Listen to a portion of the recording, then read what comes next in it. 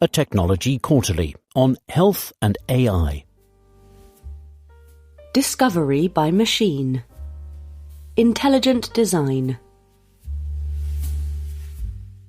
Artificial intelligence is taking over drug development. The most striking evidence that artificial intelligence can provide profound scientific breakthroughs came with the unveiling of a program called AlphaFold by Google DeepMind. In 2016, researchers at the company had scored a big success with AlphaGo, an AI system which, having essentially taught itself the rules of Go, went on to beat the most highly rated human players of the game, sometimes by using tactics no one had ever foreseen.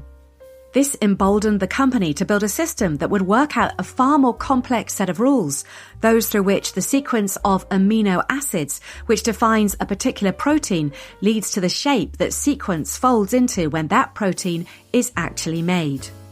AlphaFold found those rules and applied them with astonishing success. The achievement was both remarkable and useful. Remarkable because a lot of clever humans have been trying hard to create computer models of the processes which fold chains of amino acids into proteins for decades.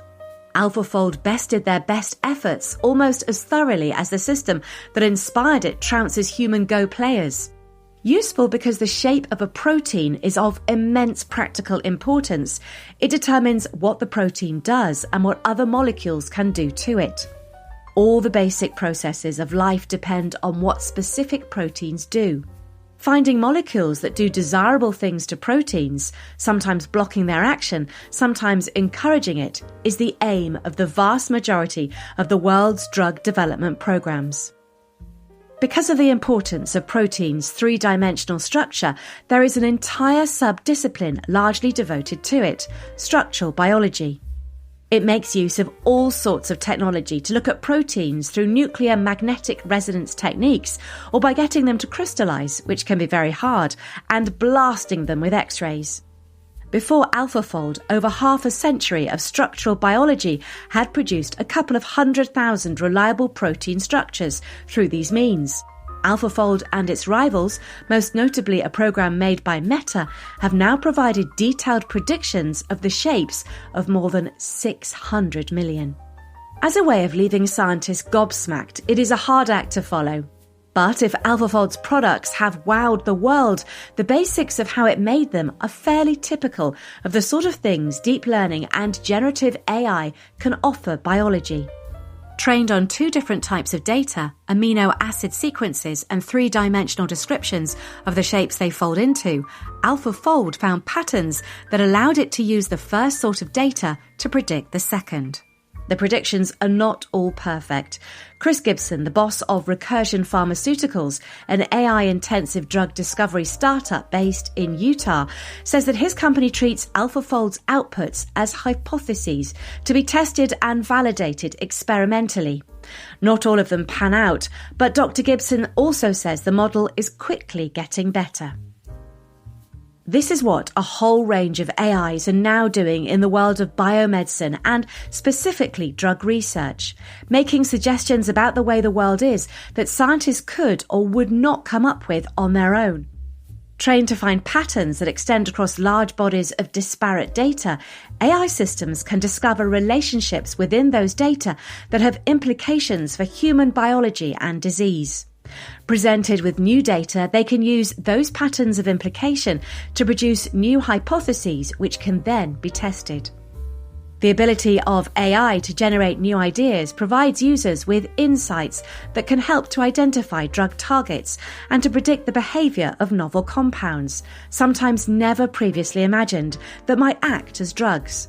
It is also being used to find new applications for old drugs, to predict the side effects of new drugs, and to find ways of telling those patients whom a drug might help from those it might harm.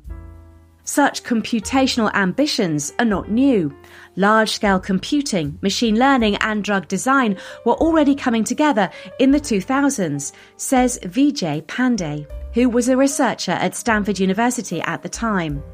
This was in part a response to biology's fire hose of new findings. There are now more than 1 million biomedical research papers published every year. One of the early ways in which AI was seen to help with this was through knowledge graphs, which allowed all that information to be read by machines and mined for insights about, say, which proteins in the blood might be used as biomarkers, revealing the presence or severity of a disease. In 2020, Benevolent AI, based in London, used this method to see the potential which baricitinib, sold by Eli Lilly as a treatment for rheumatoid arthritis, had for treating COVID-19. This January, research published in Science described how AI algorithms of a different sort had accelerated efforts to find biomarkers of long COVID in the blood. Statistical approaches to the discovery of such biomarkers can be challenging given the complexity of the data.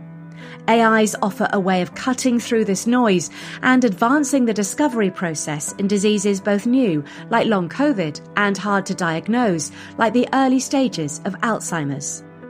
But despite this past progress, Dr. Pandey, now at Andreessen Horowitz, a venture capital firm that is big on AI, thinks that more recent advances mark a step change. Biomedical research, particularly in biotech and pharma, was steadily increasing its reliance on automation and engineering before the new foundation models came into their own. Now that has happened, the two seem to reinforce each other. The new foundation models do not just provide a way to cope with big bodies of data, they demand them. The scads of reliable data highly automated labs can produce in abundance are just the sort of thing for training foundation models. And biomedical researchers need all the help they can get to understand the torrents of data they are now capable of generating. By finding patterns humans had not thought to look for or had no hope of finding unaided, AI offers researchers new ways to explore and understand the mysteries of life. Some talk of AIs mastering the language of biology, learning to make sense of what evolution has wrought directly from the data in the same way that, trained on lots of real language, they can fluently generate meaningful sentences never uttered before. Demis Hassabis, the boss of DeepMind, points out that biology itself can be thought of as an information processing system, albeit an extraordinarily complex and dynamic one. In a post on Medium, Serafim Batsoglu, the chief data officer at Sia Bio, a Silicon Valley company that specializes in looking at how proteins behave, predicts the emergence of open foundation models that will integrate data spanning from genome sequences to medical histories. These, he argues, will vastly accelerate innovation and advance precision medicine. Like many of the enthusiasts piling into AI, Dr. Pandey talks of an industrial revolution changing everything. But his understanding of the time taken so far leads him to caution that achievements that justify that long-term enthusiasm change will not come overnight. We are in a transitory period where people can see the difference, but there is still work to do. A lot of pharma firms have made significant investment in the development of foundation models in recent years. Alongside this has been a rise in AI-centered startups such as Recursion, Genesis Therapeutics based in Silicon Valley, InSilico based in Hong Kong and New York, and Relay Therapeutics in Cambridge, Massachusetts. Daphne Koller, the boss of In Sitro, an AI-heavy biotech in South San Francisco, says one sign of the times is that she no longer needs to explain large language models and self-supervised learning. And NVIDIA, which makes the graphics processing units that are essential for powering foundation models, has shown a keen interest. In the past year, it has invested or made partnership deals with at least 6 different AI-focused biotech firms, including Schrödinger, another New York-based firm, Genesis, Recursion and Genentech, an independent subsidiary of Roche, a big Swiss pharmaceutical company. The drug discovery models many of the companies are working with can learn from a wide variety of biological data, including gene sequences, pictures of cells and tissues, the structures of relevant proteins, biomarkers in the blood, the proteins being made in specific cells, and clinical data on the course of disease and effects of treatments in patients. Once trained, the AIs can be fine-tuned with labeled data to enhance their capabilities. The use of patient data is particularly interesting. For fairly obvious reasons, it is often not possible to discover the exact workings of a disease in humans through experiment. So, drug development typically relies a lot on animal models, even though they can be misleading. AIs that are trained on and better attuned to human biology may help avoid some of the blind alleys that stymie drug development. In Citro, for example, trains its models on pathology slides, gene sequences, MRI data, and blood proteins.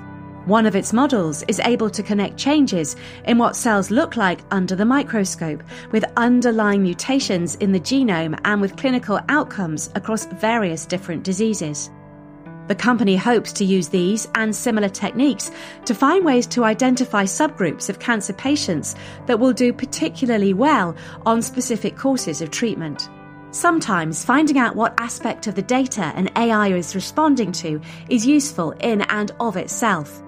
In 2019, Okin, a Paris-based AI biotech, published details of a deep neural network trained to predict survival in patients with malignant mesothelioma, a cancer of the tissue surrounding the lung, on the basis of tissue samples mounted on slides.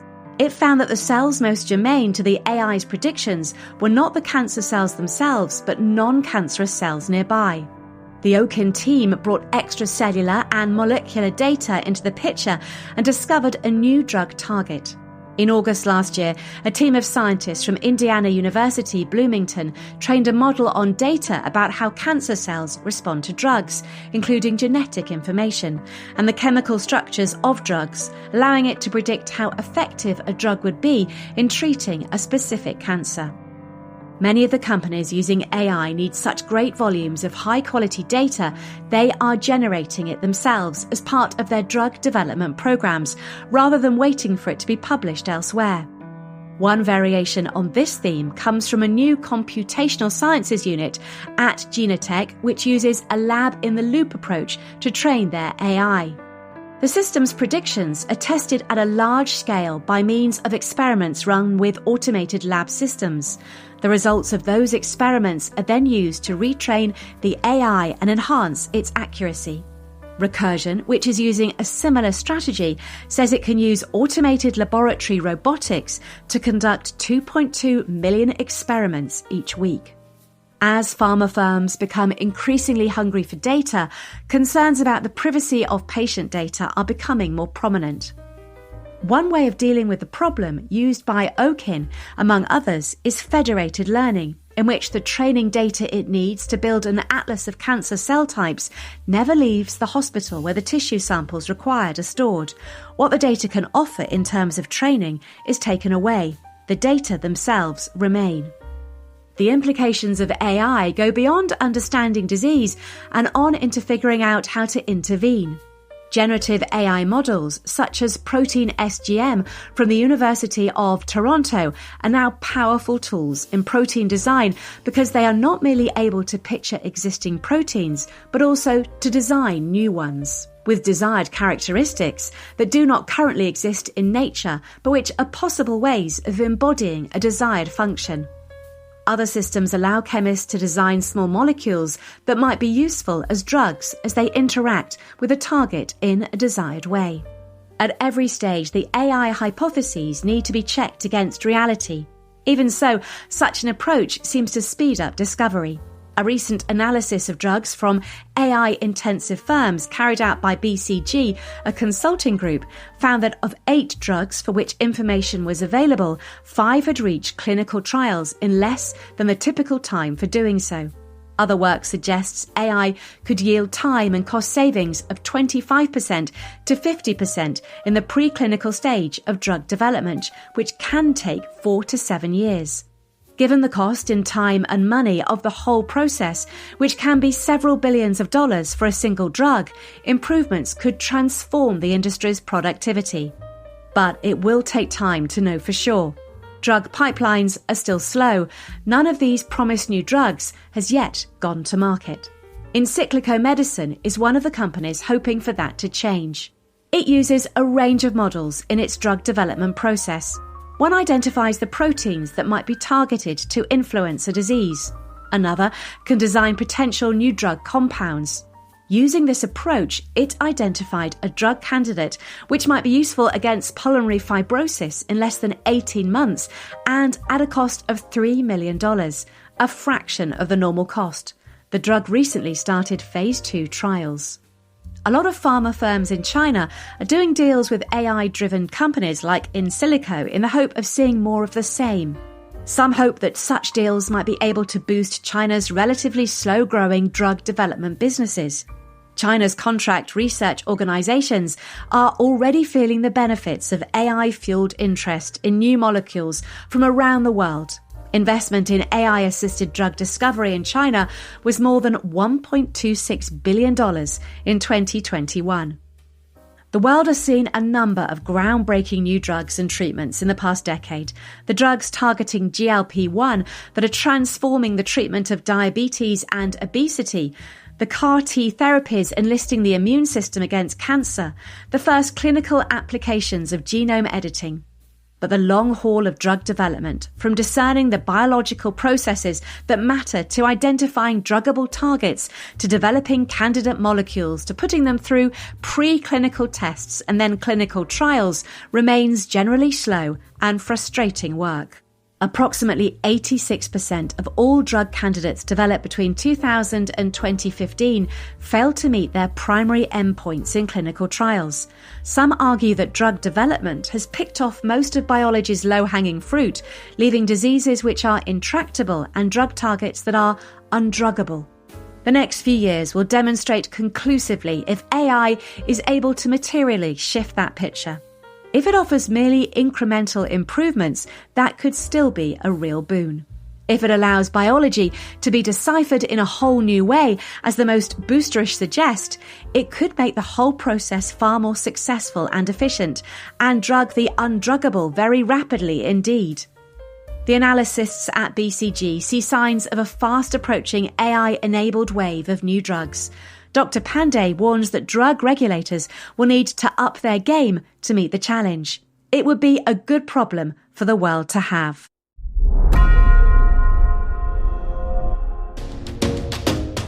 Back in the USA, we try out a treehouse.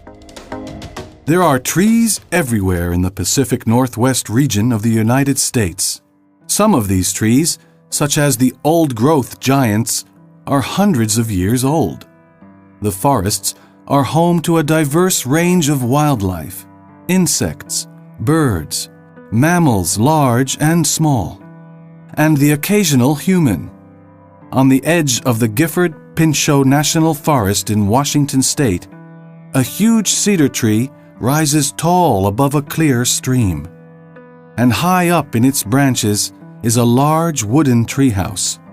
Surrounded by dramatic mountains and dark green forests, this has been home to musician Bill Comfer for more than 25 years. This is an old-growth cedar. It's well over 200 years old, an arborist told me. And the old way up is up the 2x4 ladder. You can see the ladder going up the trunk. And we don't use that anymore, but that used to be the original access. And I built the treehouse in the summers of 1981 and 82. Took 2 summers and did most of the construction by myself just because I couldn't find anybody to help me. Or if I could, they didn't want to work that high up, so I kind of got stuck with most of the labor. Originally from East Tennessee, Bill Comfer, 57, has always loved the mountains. So when in 1976, he had the chance to buy a plot of land in the rainforest near spectacular Mount Rainier National Park, he couldn't resist. Even without Maine's electricity, his mountain hideaway was the perfect place to raise a family. The Maine family home was built at ground level, but Bill found that it was only natural to climb the surrounding trees. He came down one day with the idea of building a treehouse. The result was the Cedar Creek treehouse, a comfortable, fully equipped timber home, 16 meters above the ground. 10 years ago, the Comfers opened it as a bed and breakfast. The original access route was a simple vertical ladder, and you needed a good head for heights to climb it. But today's visitors have it easy. there is a solid 5-story staircase, complete with a special room with a view, as Bill Comfer explains. This observation room we're in here, we're facing south, so it's great stargazing at night. You can sit out here and look at the stars or the clouds during the day.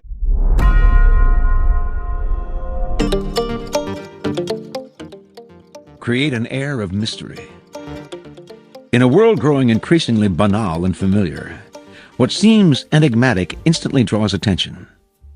Never make it too clear what you're doing or about to do. Don't show all your cards. An air of mystery heightens your presence.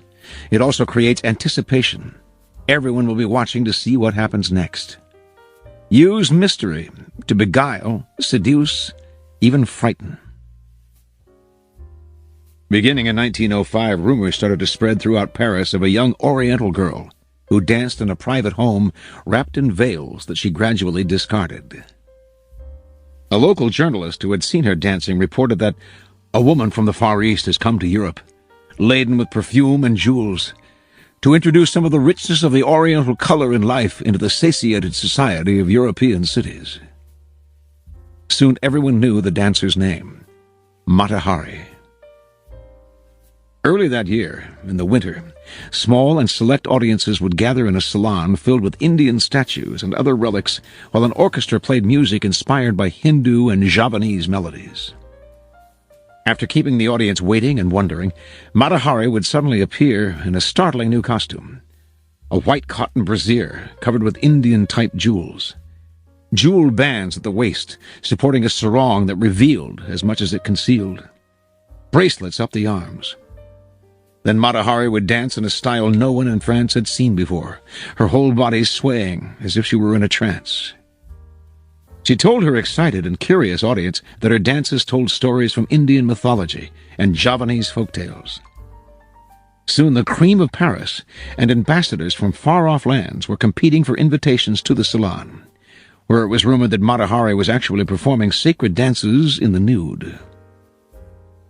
The public wanted to know more about her.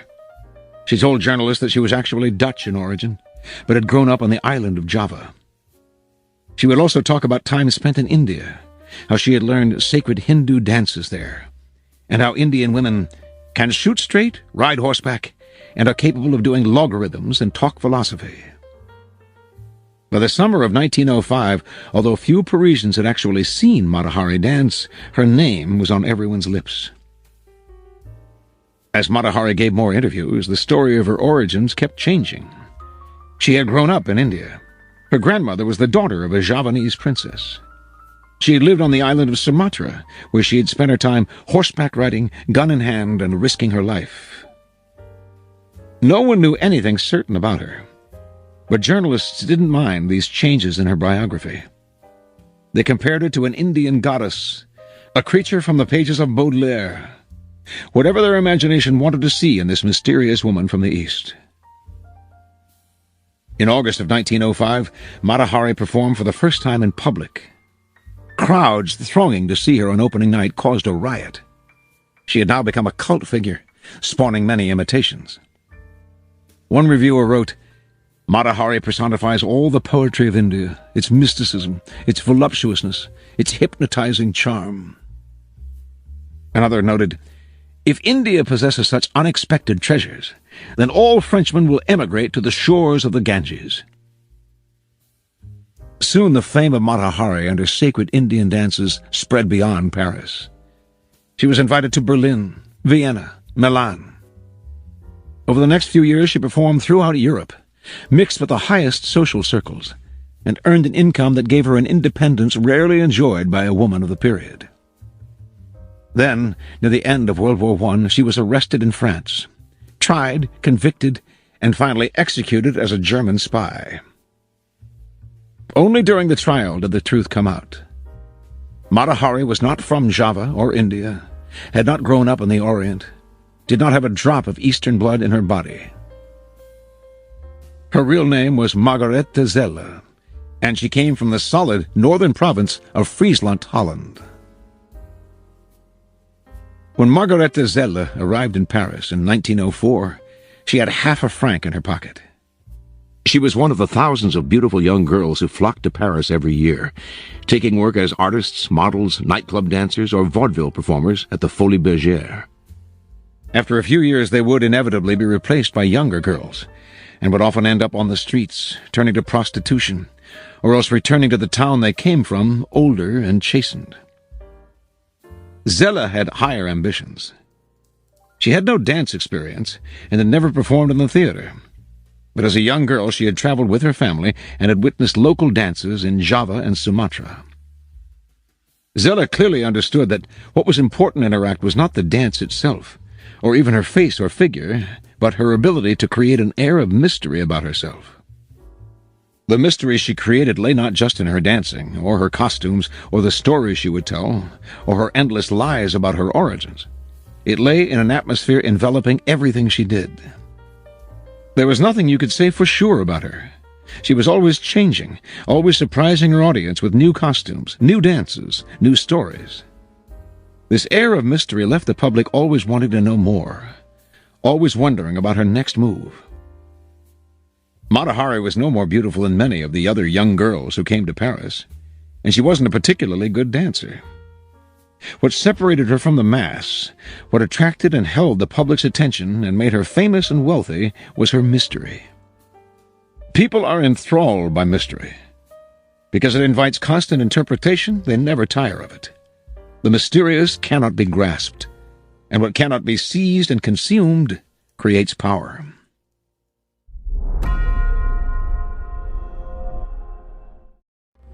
Sharpen your skills with this next listening session. Listen closely and snag every new word that floats by. Let's master your vocabulary. Unsheathe your inner voice and practice pronouncing each word. Craft a short sentence to acquire its meaning and lock it in your memory. Let's unleash your vocabulary potential. Describing festivals, events, ceremonies.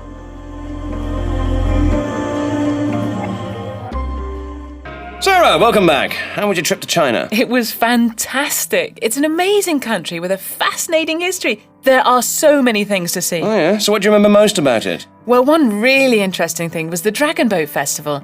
I was there both before and during the festival, so I got a really good idea of how it's all done. Tell me about it.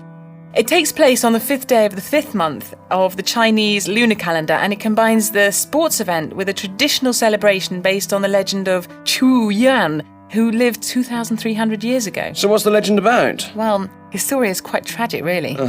He was a very patriotic person and an advisor to the ruler of the state. Oh, he was a well-known poet as well.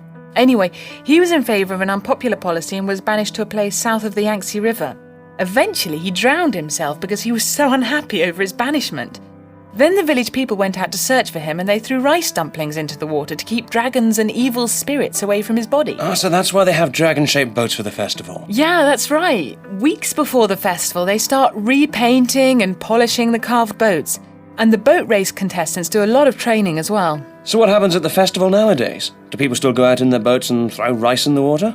No, not really. But there are the boat races, and the spectators eat sticky rice cakes called zongzi to remember the rice dumplings that were thrown into the water so long ago. That sounds fascinating. Oh, it is. The boats are so gorgeous, and the race is really, really exciting. It was an unforgettable experience.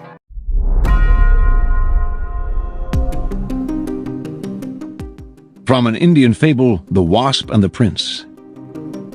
A wasp named Pintail was long in quest of some deed that would make him forever famous.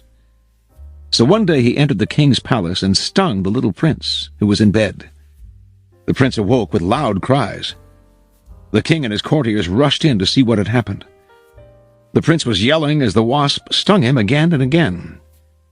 The courtiers tried to catch the wasp, and each in turn was stung. The whole royal household rushed in, the news soon spread, and people flocked to the palace. The city was in an uproar, all business suspended. Said the wasp to itself before it expired from its efforts, "A name without fame is like fire without flame. There is nothing like attracting notice at any cost."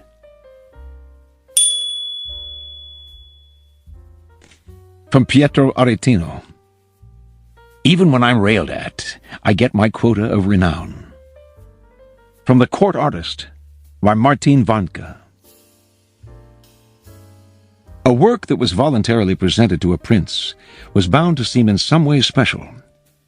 The artist himself might also try to attract the attention of the court through his behavior. In Vasaria's judgment, Il Sodoma was well known both for his personal eccentricities and for his reputation as a good painter. Because Pope Leo X found pleasure in such strange, harebrained individuals, he made Sodoma a night, causing the artist to go completely out of his mind. Von Mander found it odd that the products of Cornelis Ketel's experiments in mouth and foot painting were bought by notable persons because of their oddity. Yet Ketel was only adding a variation to similar experiments by Titian, Ugo da Carpi, and Palma Giovanni, who, according to Boschini, painted with their fingers because they wished to imitate the method used by the Supreme Creator. Von Mander reports that Gossart attracted the attention of Emperor Charles V by wearing a fantastic paper costume. In doing so, he was adopting the tactics used by Dinocrates, who, in order to gain access to Alexander the Great, is said to have appeared disguised as the naked Hercules when the monarch was sitting in judgment.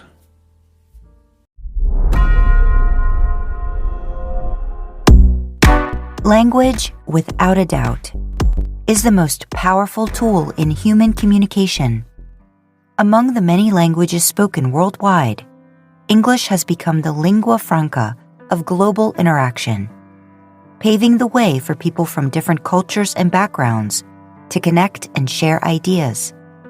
However, as English continues to evolve and spread, the need for a solid foundation in grammar becomes increasingly essential. In this context, we present English grammar rules you must know to avoid errors making you look dumb. The ability to express oneself clearly and effectively in English is essential in today's interconnected world. Whether it is a job interview, a school assignment, or a simple conversation with a friend, proper grammar is vital in ensuring that others understand and appreciate your message. Unfortunately, many people, both native speakers and learners alike, struggle with English grammar and often make errors that can lead to misunderstandings or embarrassment. However, with all its nuances and intricacies, the English language can be challenging to navigate, especially for non-native speakers. Even native English speakers sometimes struggle with grammar rules and commit errors that may make them appear less knowledgeable or professional than they are. This is where English grammar rules you must know to avoid errors making you look dumb comes in. This book aims to provide a comprehensive guide to the most common grammar mistakes and help you avoid them, ensuring your English language usage is impeccable. Throughout this book, you will find detailed explanations of various grammar rules and concepts, examples of correct and incorrect usage, and tips to help you remember and apply them in your writing and speaking. In each chapter, we will focus on a specific aspect of English grammar, such as nouns, verbs, pronouns, adjectives, adverbs, articles, prepositions, conjunctions, synonyms, antonyms, homonyms, punctuation, sentence structure, paragraph writing, and essay writing techniques. By understanding and mastering these rules, you can communicate more effectively, eliminate embarrassing mistakes, and present yourself as a knowledgeable and confident English speaker. Whether you are a student, a professional, or looking to improve your English language skills, this book is designed to help you succeed. It's not hard to avoid errors, provided you self-correct when you notice one. But if you don't know what those errors are or how to fix them, mistakes will accumulate in your work until they become a jumbled mess. However, since English is a flexible language that often defies logic, making mistakes without realizing them is easy. This book gives you a comprehensive guide for avoiding the most common errors in grammar and punctuation rules. It will give you the knowledge and confidence to produce coherent, well-written, error-free content. Grammatical errors are the most common type of errors in the English language. Generally, one can consider a grammatical error to be any mistake that deviates from the rules of grammar. Simply put, there are classifying mistakes, and then there are erroneous sentence structures. These mistakes are commonly known as grammar errors and can cause much distress for those who make them. Some people may not even know they've made a mistake, while others will get agitated or angry when they realize they've committed an error. A lot of people take grammar rules seriously, while others consider them to be unnecessary. However, there is no denying that grammar is essential to English. If you are working on a project that requires you to write a lot in English, or planning to go for a job interview where proper communication skills are required, then it's best to ensure your work has no grammatical errors. The information in this book will give you a comprehensive guide to avoiding making basic mistakes and improving your ability to communicate in correct English. Correct grammar is essential, significantly, since it can save a word or a phrase from being misused in written English. Most people have heard of adverbs, adjectives, and adjectival phrases, but they don't necessarily know the rules governing them. Learning these rules lets you put your words in the correct order, which is essential if you want to make a point or a statement. English grammar rules you must know to avoid errors making you look dumb is a comprehensive guide designed to help you understand the complexities of English grammar and avoid common pitfalls. Whether you are a native English speaker or a non-native learner, this book aims to sharpen your grammar skills and bolster your confidence in using the language correctly and effectively. The book is organized into 13 chapters, each addressing a specific aspect of English grammar. We begin by discussing the basics of English grammar, including parts of speech, determiners, capitalization, punctuation, the conventions for making questions, and the importance of politeness and formality in language use. Each subsequent chapter delves into a specific grammar topic, such as noun errors, verb tense and subject-verb agreement, pronoun usage, adjective and adverb confusion, articles and particles, prepositions, conjunctions, synonyms, antonyms, and homonyms. We also explore punctuation rules, sentence structure, paragraph construction, and essay writing techniques. Throughout the book, you will find clear explanations, illustrative examples, and practical exercises to help you identify and rectify errors in your writing and speech. By familiarizing yourself with the rules and conventions of English grammar, you will improve your language skills and enhance your ability to communicate clearly and effectively, making a positive impression on those with whom you interact. In a world that increasingly relies on written communication, particularly through digital platforms such as email and social media, it is more important than ever to master the art of English grammar. With this book as your guide, you will be well equipped to navigate the intricacies of the English language and avoid errors that could make you look dumb. When we communicate with each other, our words need to be able to convey the message that we want to get across. This is why grammar rules are used. Many people ask why they should learn grammar rules if they don't use them anyway. The answer is simple. Knowing these rules will help you better understand how English works, so you'll use it as effectively as possible. That way, your communication skills will improve automatically because you'll make fewer errors while using grammar regularly or speaking English with others. Since grammar is essential to any language, people must know how to use it correctly.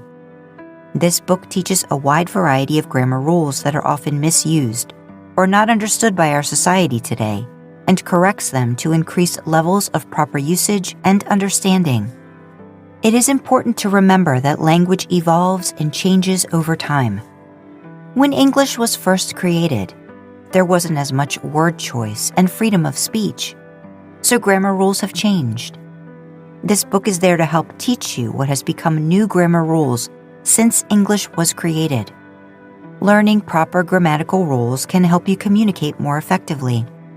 It can help you make better choices about the words that best fit the situation or topic of your writing or speech. However, if you are asked about the grammar rules in the English language and don't know what they are, then this book is for you. This book helps explain these grammatical rules so that others will benefit from them. The book was written to improve communication skills in the English language. This can be done by learning more grammar rules that have changed over time. This book will help you learn and understand these critical grammatical rules to maximize their full potential. People need to learn these rules so they can communicate effectively in the language they are using when they write or speak English. This book teaches you how to use grammar correctly to avoid making grammatical mistakes when you write or speak English. Some of these rules have been in place since the beginning of the English language, while others were introduced more recently. You might not think grammar is at all essential when it comes to communicating with others, but it is essential. When we communicate with each other, our words need to be able to convey the message that we want to get across. This is why grammar rules are used. Awareness of these rules helps us interact more effectively with people who may not have much experience communicating in any language other than their own. This book will help you learn the most important grammar rules in the English language. You will be able to understand these rules and apply them correctly in all your written or spoken content. The way you use grammar in your daily life depends on what kind of communication you're doing. When you are communicating with specific people, it is essential that you use the correct grammatical structure so they can understand what you are trying to say. Different levels of language require a different level of grammar rules as well.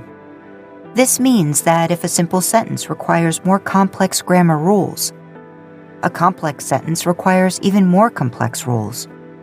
This might initially seem confusing, but it is straightforward once understood.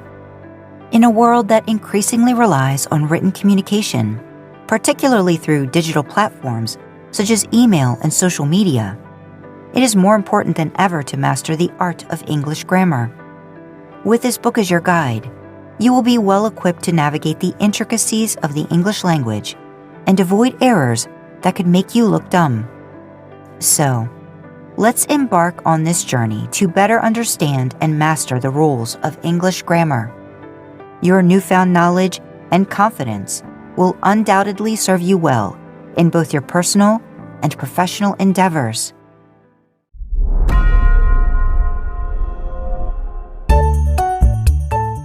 Listen carefully to next session. Get ready for a vocabulary boost. Listen attentively and capture every new word you hear. Practice pronouncing each word and craft a short sentence to lock its meaning in your mind. Let's unlock your vocabulary potential. What happens when you meditate? How becoming more present changes your brain and ways to get started.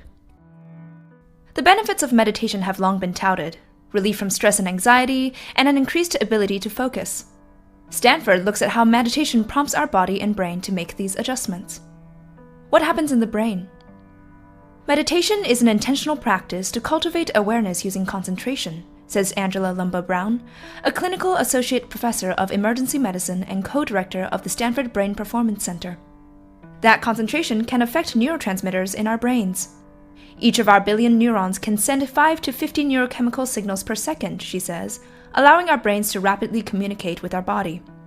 Levels of dopamine, the neurotransmitter of pleasure, serotonin, the neurotransmitter of happiness, and GABA, the neurotransmitter of calmness, all rise in response to meditation. And in people who practice on a daily basis, they send signals more routinely. But it's not one big, brain dump. It's more that there are overall changes in these combinations of neurotransmitters that reflect a more positive, relaxed, and even contented direction, Lumba-Brown says. Meditation can also alter electrical impulses, or brainwaves. Faster brain waves are linked to high energy intensity, stress, and hypervigilance, Lumber-Brown says. Meditation can prompt the brain to shift from those high alert waves to the slower, more relaxed waves that are linked to states of calm, deep focus, and sleep. Which areas of the brain are switched on and off during meditation? Matt Dixon, a research scholar in Stanford's psychology department, says meditation affects two main pathway changes in the brain. One is in the default mode network, the brain region involved in rumination and construction of thoughts about the past and future. Hello, anxiety. That network becomes less active in people who practice meditation. On the flip side, a part of the brain called the insula, responsible for body awareness among other things, becomes more active in those who meditate, leading to increased awareness of their emotions and bodily sensations. If you're doing it right, you're not thinking about yourself so much or judging yourself, Dixon says. You're becoming more into the present moment. Can one person's meditation practice affect other people? Becoming more attuned to ourselves, Dixon says, ultimately can have an uplifting effect on others. Meditation might help us have improved attention at work, more patience with family members, or greater capacity to be present when spending time with friends. You can learn the piano, and that's wonderful, he says. But that skill doesn't necessarily change how you deal with work situations or relationship problems. Learning to be more present with our experiences and to let go of thoughts that make us feel bad about ourselves can naturally improve how we function in our daily lives, he says. We'll be more attuned to our own needs and the needs of other people. Meditation might also help us deal with our increasingly challenging world. Dixon says that playing witness to our experiences without judgment helps us portray negative emotions and hardships as temporary events, rather than allowing them to become all-consuming. It's not that I am my anxiety or I am the depression, he says.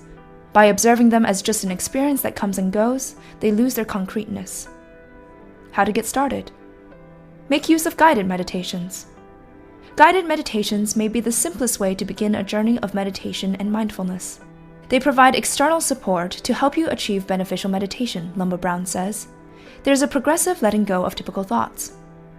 An endless stream of guided beginner content exists, from apps such as Calm to Netflix's Headspace Guide to Meditation to YouTube videos posted by meditation coaches. Dixon recommends testing out different styles of guided meditations, from body awareness scans to visualizations, to see what you like best. It's important to explore, Dixon says. And if you don't resonate with something, not to get discouraged, but just to say, this is not working for me, I need something else. Pick a practical amount of time to meditate. A single meditation session can leave you feeling calmer and more alert, but a daily or near-daily practice can have greater benefits. For beginners, Lumber-Brown suggests starting with about 6 minutes of meditation per day. I like to take a number that really works well in any situation during the day, she says. Working up from there, an ideal target of 7 to 15 minutes per day will help meditators feel a meaningful, ongoing difference in their physical and mental awareness. To level up to rockstar benefits, go for 20 minutes. But even an expert like Lumber-Brown acknowledges that sometimes it's just not possible to reach this benchmark in a focused and intentional way. Aim for quality over quantity. Find an anchor. One way to guide yourself into meditation is with an anchor, something external that you can return your focus to when your mind starts to wander. Focusing on sensations that are easy to pay attention to, such as counting your breaths, the feeling of the ground underneath your feet, or repeating a mantra, gives the mind something to do that serves the purpose of meditation. Dixon advises breathing in and out in sync with a ticking clock. Finding a physical anchor can work well too. Lumber-Brown's tactile item of choice is her beaded necklace. Take advantage of the great outdoors. Nature can be a great way to limit distractions, because nature itself carries this silence kind of naturally, Dixon says. Even if there are birds chirping, it's still a very present and quiet atmosphere. Focusing on the sights, sounds, and smells of nature can be one way to center your focus and presence. And if you aren't one to sit still, some apps offer guided walking meditation. Believe in yourself. Meditation is a mentally challenging exercise. Self-efficacy, the belief in your ability to act in ways that lead to reaching goals, can go a long way towards helping you overcome the potential discomfort of sitting alone with your own thoughts. If you see meditation as a skill you can tangibly improve at, that's going to help you, Dixon says. You will get better at it. We'll see you next time for more exciting and helpful videos to help you master your speaking fluency through our listening sessions. Thank you for being with us.